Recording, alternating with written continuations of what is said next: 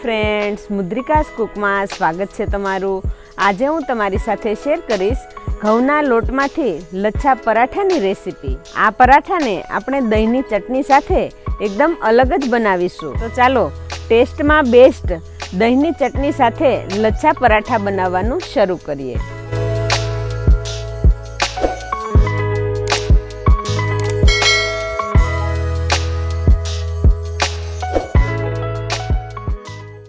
લચ્છા પરાઠા બનાવવા માટે મેં એક બાઉલ ભરીને ઘઉંનો લોટ લીધો છે। આપણે જે રોટલી બનાવીએ છીએ એ જ લોટ છે। તમારે જે પ્રમાણે પરોઠા બનાવવો હોય એ પ્રમાણે લોટ લઈ શકો। હવે એની અંદર સ્વાદ પ્રમાણે મીઠું ઉમેરીશું। મોણ માટે તેલ ઉમેરીશું 2 ચમચા જેટલું।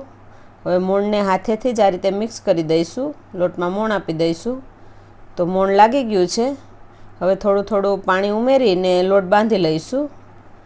આપણે પરોઠાનો લોટ બાંધીએ એ પ્રમાણે થોડો કડક બાંધવાનો છે, ઢીલો ન થઈ જાય એનું ખાસ ધ્યાન રાખીશું। તો લોટ બંધાઈ ગયો છે। હવે લોટને 10 થી 15 મિનિટ રેસ્ટ આપીશું। તો હવે એક પેનમાં 1 ચમચી તેલ એડ કરીશું। તેલ ગરમ થાય એટલે 1 ચમચી આખું જીરું ઉમેરીશું। ગેસની ફ્લેમ લો રાખીશું। 2 ગાંઠિયા લસણના મેં લીધા છે ફોલીને અને 4 તીખા મરચાંના ટુકડા લીધા છે એ એડ કરીશું અને તેલ સાથે મિક્સ કરીશું। લસણ અને મરચાં તેલમાં 2-3 મિનિટ માટે આપણે સાંતળી લઈશું। તો 3 મિનિટ જેવું થઈ ગયું છે। હવે ગેસની ફ્લેમ બંધ કરી દઈશું અને ખાંડણીમાં એડ કરીશું।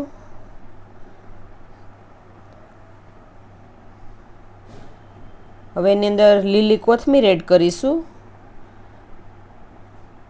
આવી ઝીણી કાપેલી, સ્વાદ અનુસાર મીઠું, 1 લીંબુનો રસ અને વાટી લઈશું। તો આ રીતનું અધકચરું વાટવાનું છે। હવે વાટીને એક બાઉલમાં કાઢી લઈશું। હવે પરોઠા સાથે ખાવાની ચટણી બનાવી લઈએ। તો તેના માટે એક વાટકી દહીં લીધું છે। હવે મિક્સર જારની અંદર 10 કળી લસણ, 2 મરચાંના ટુકડા, સ્વાદ અનુસાર મીઠું, અડધી ચમચી આખું જીરું, થોડી કોથમીર, અડધી ચમચી જેટલી ખાંડ, અડધા લીંબુનો રસ બધું એડ કરીને મિક્સર જારની અંદર ક્રશ કરી લઈશું। તો આ રીતનું અધકચરું પીસાઈ ગયું છે। હવે એને દહીંમાં ઉમેરી દઈશું અને મિક્સ કરી લઈશું। તો એકદમ ટેસ્ટી દહીંની ચટણી પણ બનીને તૈયાર થઈ ગઈ છે। આ ચટણીને તમે કોઈ પણ પરોઠા અથવા તો થેપલા સાથે ખાઈ શકો। હવે પરોઠા બનાવીશું। તો લોટનો લુઓ લઈશું અને તેના પર થોડો લોટ છાંટીને વણી લઈશું। તો હવે આ રીતની રોટલી વણાઈ ગઈ છે।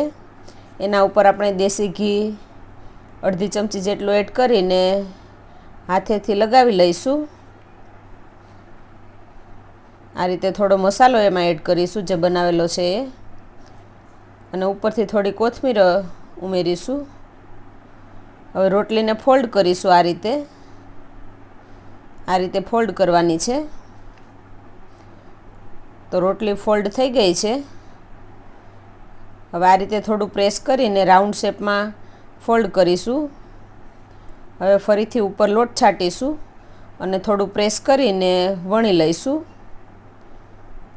તો આ રીતે વણતા જઈશું અને થોડો થોડો લોટ ઉપરથી છાંટતા જઈશું એટલે વેલણમાં વધારે ચોંટે નહીં। તો આ રીતે ફેરવતી વખતે પણ આપણે હળવા હાથે ફેરવવાનું છે। તો આ રીતે પરોઠું વણી લઈશું। તો પરોઠા વણાઈ ગયા છે। હવે તળી લઈશું।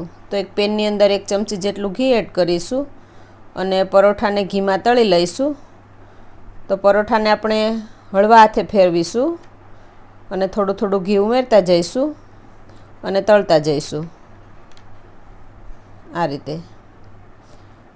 તો એક બાજુ તળાઈ ગયું છે, બીજી બાજુ ફેરવી દઈશું, ફરીથી ઉપર ઘી લગાવીશું। તો આ રીતે પરોઠું તળાઈ ગયું છે। તો હવે આવી રીતે આપણે બીજા બધા પરોઠાને તળી લઈશું।